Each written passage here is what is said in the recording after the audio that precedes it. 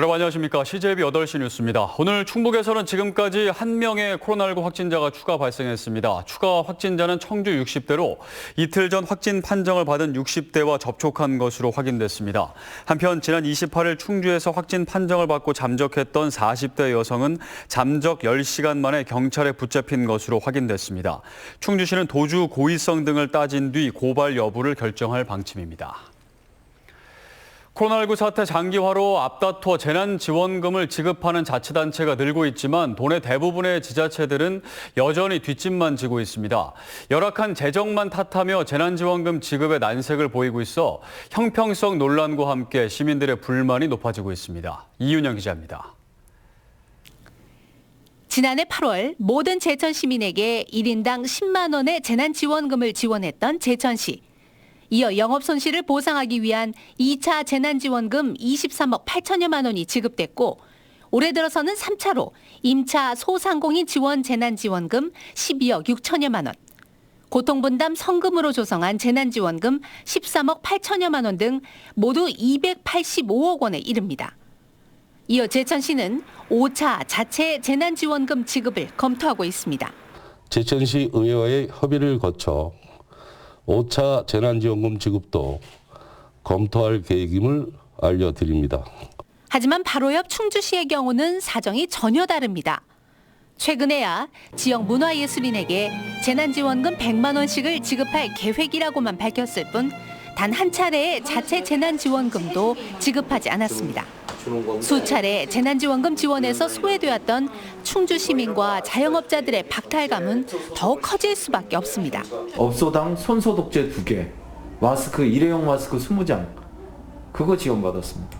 재정 자립도도 충주시가 월등하다고 다들 알고 계신데도 불구하고 자영업자에 대한 지원책은 전무하니까.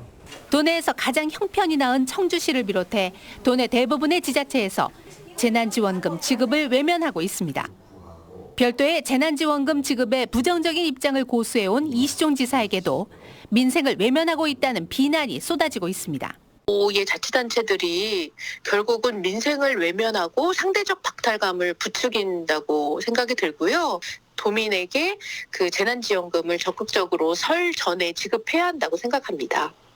한편 경기도는 모든 도민들에게 1인당 10만 원의 2차 재난지원금을, 제주도는 설 이전에 330억 원의 선별 지원금을 지급하기로 했습니다. CJB 뉴스 이윤영입니다.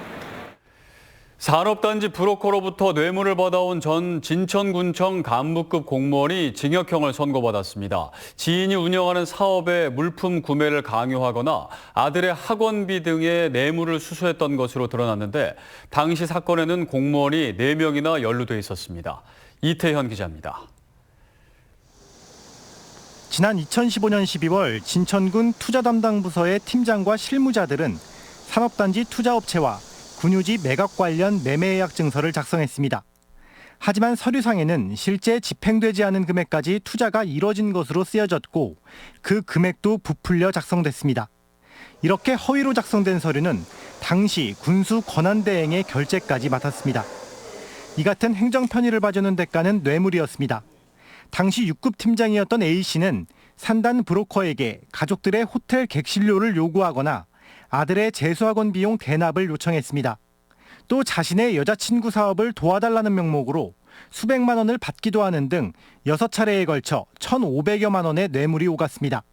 또 다른 공무원은 업체 관계자들과 함께 필리핀 여행을 다녀오는 과정에서 항공료와 숙식비를 제공받는 등 이번 사건에는 모두 4명의 공무원들이 관련됐습니다.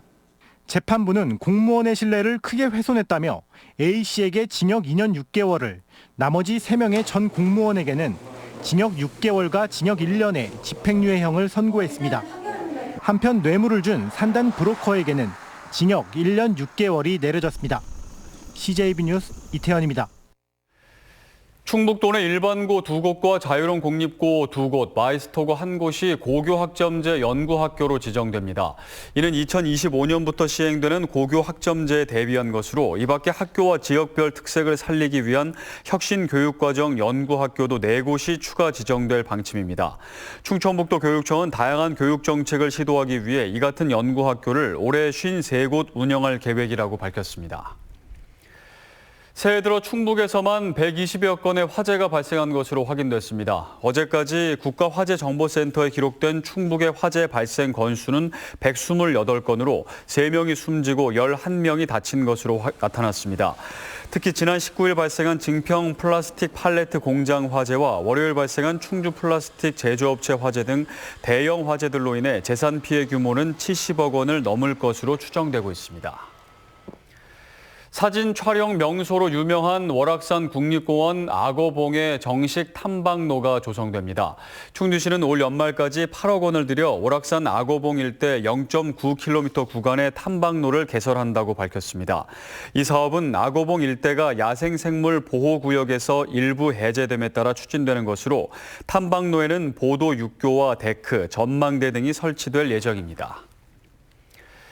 증평군이 도심 주차난 해소를 위해 증평읍 광장로 일대 주차타워를 건립합니다.